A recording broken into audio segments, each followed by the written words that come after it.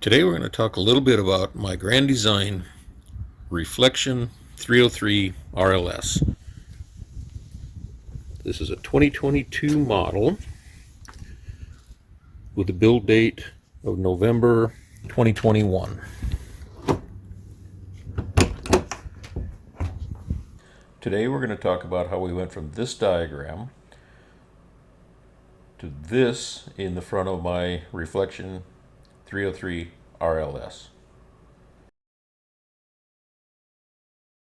I started out with a 2-foot by 4-foot piece of 1/2-inch birch plywood.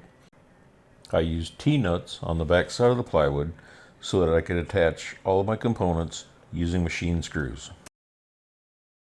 Then I came up with a design for a shelving unit with some sides on it so that I could mount more equipment into a smaller space. After spray painting everything black, I mounted the backboard and the shelving unit to the back wall of the battery compartment using carriage bolts. Next, I moved to the pass-through to get things ready. I'm in the basement, just taking a look at the rat's nest that's down here. So I'm pulling the wires for both my inverter switch and my battery monitor. I'll show you what it looks like on the inside of the trailer, but coming through, you can kind of see where the wires are going back behind the electrical panel. You can see underneath this mess down here is my stock Progressive Dynamics converter, which I decided to keep. Just kind of pull back and look around a little bit in here.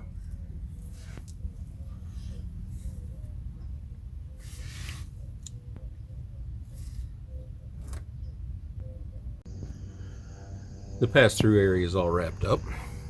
So a couple of things that I did in here, I rerouted the wire that goes to this light. Before it was on the other side in the battery compartment, but it got in the way of where I wanted to put my plywood, and it just made it easier to put it inside the basement.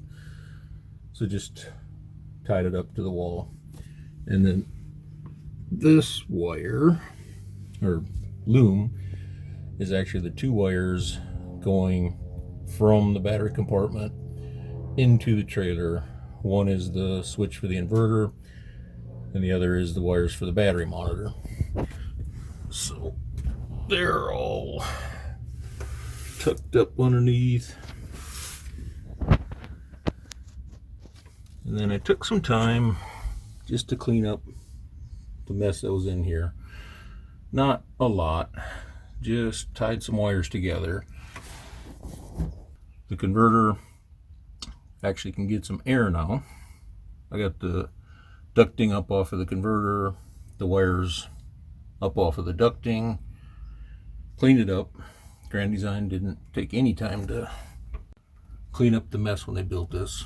Full of sawdust and wood shavings. So that's what it looks like now. After I wrapped everything up in the pass-through, I wanted to get the controls mounted for the inverter and the battery monitor. I decided to mount them in the end of the cabinet right in front of the door.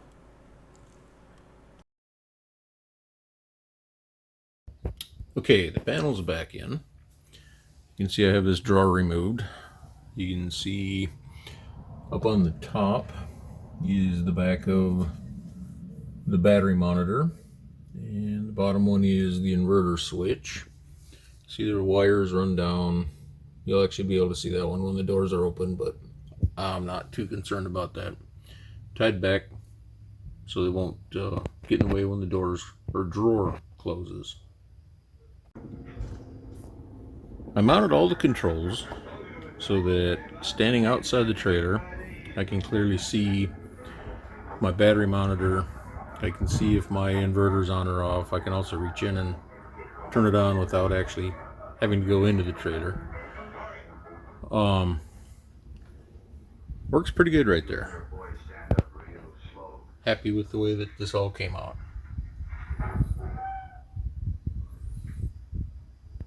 Now to the real nuts and bolts of this upgrade. So I'm going to walk through what I installed in the battery compartment, and then we'll kind of take a look at each component and identify it and see where it is. We're just about complete. A couple things that I need to do.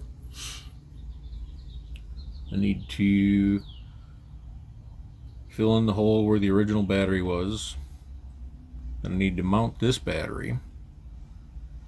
And I want to do something about these exposed terminals. Before we get too much farther, I want to talk a little bit about my Lynx power in bus bar setup. I'm going to pull that cover off just so that explaining everything will be a little bit easier.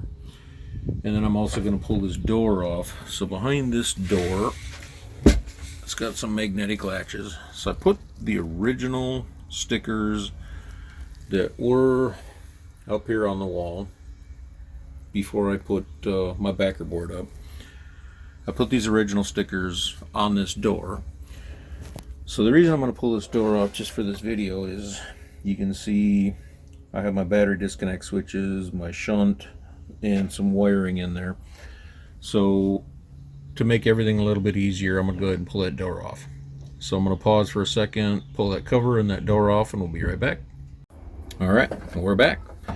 So the first thing I want to show you is this Lynx power in from Victron. So the way it comes from Victron, it's nothing more than dual 1000 amp bus bars. So we have our positive bus bar and our negative bus bar. But this unit is essentially the same as the Lynx distributor, minus these M8 bolts, and then the Lynx distributor also has a board in there so that it'll illuminate some LEDs if any of these fuses are blown. So what I did, and there's a lot of videos out on YouTube on how to do this, so I'm not going to get too much into it, but you just add some stainless steel metric bolts, and then you can put some fuses in there. So I have 4 fuses in here for the various components that I'm connecting to. So I just wanted to point that out as I go over my overall for what I've done. I also want to talk a little bit about some things that didn't get changed. So the original bus bar is essentially the same. I did replace the power in from the battery, is this line right here. And then I also removed where my solar, so originally my solar came in, tied in here, and then this went back down to the battery.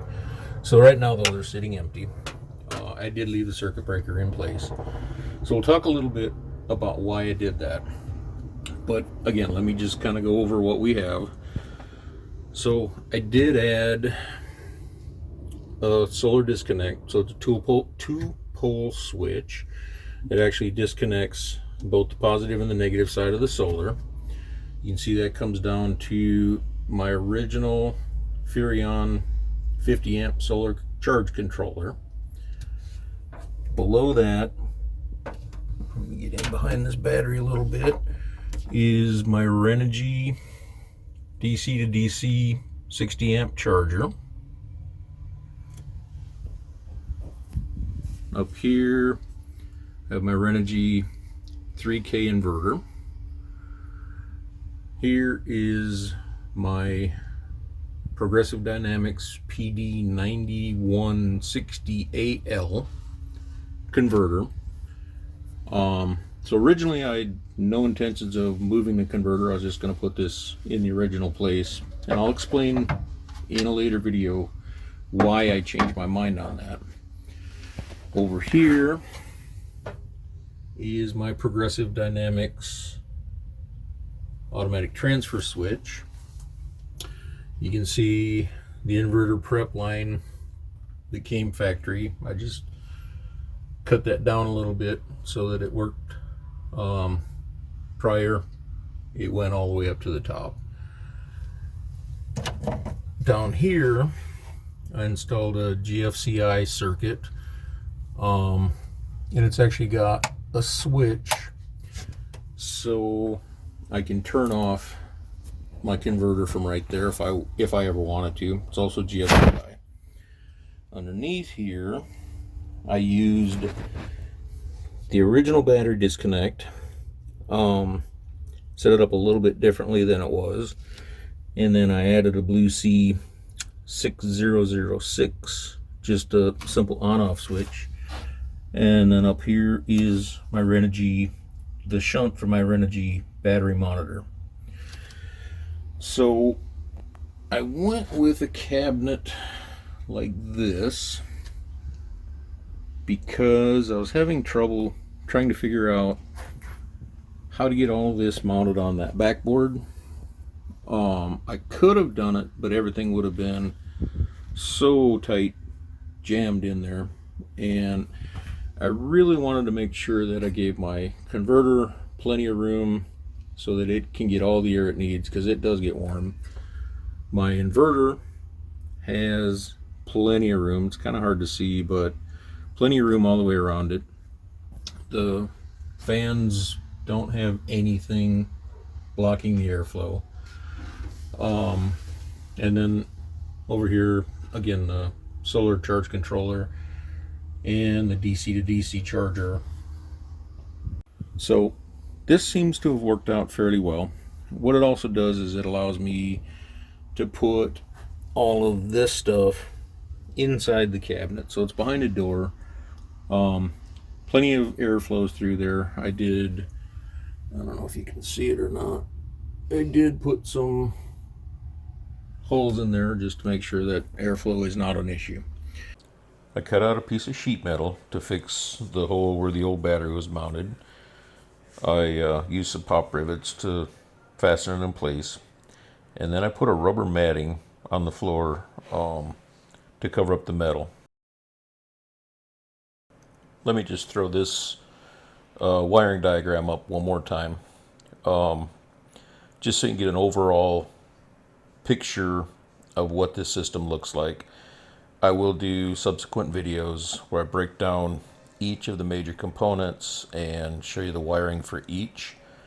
Again, this video is just an overview of what I did, so I want to take a little bit of time so that you can take a look at this diagram and see if it makes sense to you. And here's the final product. So all in all, I think it turned out pretty well. We ended up with a total of 4 charging sources. I have the 2 converters, I have the DC to DC charger, and I have the solar charger. Then I also have the 3000 watt Renogy inverter with an automatic transfer switch. I also want to point out that my single 200 amp hour lithium iron phosphate battery is just temporary. At some point I plan to bump it up to either 400 or 600 amp hours. Alright, that's going to do it for this video. Keep an eye out for future videos. Again, I plan to cover each one of these components individually and kind of walk through the wiring and why I did what I did. Thanks for watching.